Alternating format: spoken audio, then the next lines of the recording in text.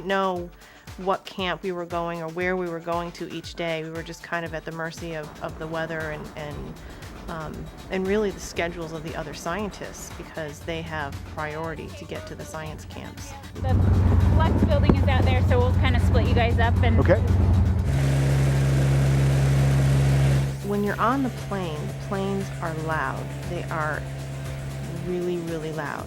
So there really isn't a whole lot of conversation on the plane, but it did allow us a lot of opportunities to get B-roll of the load masters doing their job and passengers. And shots out the window and stuff like that. Window. And we did, we were able a couple times to get into the cockpit and get shots of the interior there. And we interviewed one of the pilots. That was really cool that we got to interview one of the pilots.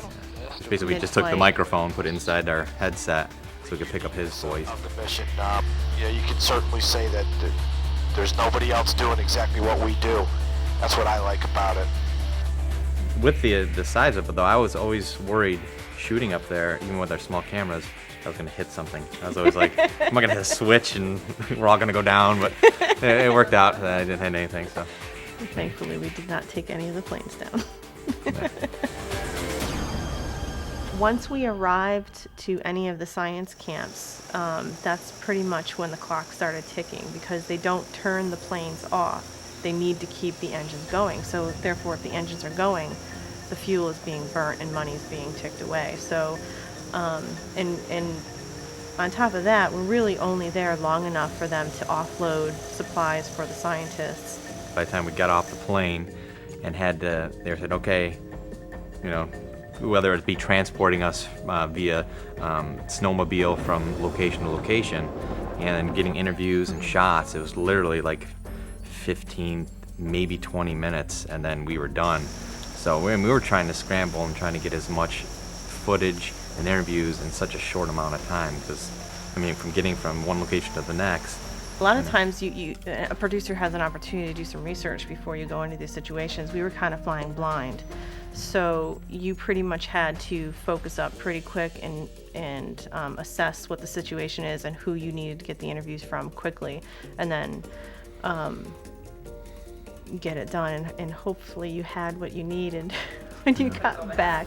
And on top of that, you still had to get the cover footage for what you just interviewed for. So a lot of it was kind of like once you got back on the plane after that, and you kind of just went, oh my God, I hope we have what we need.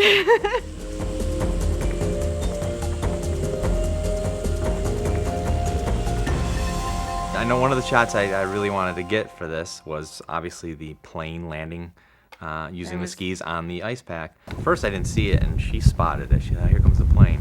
I know it was only one shot at this. So I see the plane, I'm looking in the sky, I see the plane, I look in the viewfinder, I can't find it.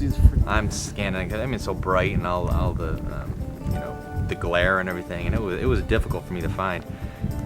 Finally, I was really nervous that I was going to miss the shot, and finally I was able to locate it in the viewfinder, and I just held my breath basically and just followed the plane down. But that was a tricky shot to get, even though it's basically simple, a plane landing. There was no second take. It was either you get it or you didn't. And that's the one shot you don't want to miss. Yeah. If you're doing a documentary about landing planes on snow, yeah, you don't want to miss that one. You don't want to miss it.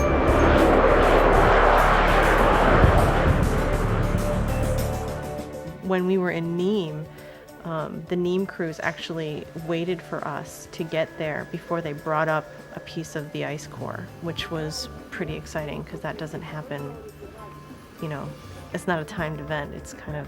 And you think how old this ice is, that they're bringing up. It's just kind of amazing to think about, the amount of time that ice has been there, and how long and how ancient it really is. It's pretty exciting. And that they were nice enough to wait for us so that we could see it come up was really, really exciting. And not only were they incredible at what they did, but they were just all really wonderful, generous, kind people. And they really believe in the mission, and they are really dedicated to this kind of humanitarian service that they provide. It's a non-wartime mission that they have, and with their relationship with the National Science Foundation, getting these scientists from all over the world to these places where they just could not get to without these planes. They are incredibly proud of what they do, and they do it really well.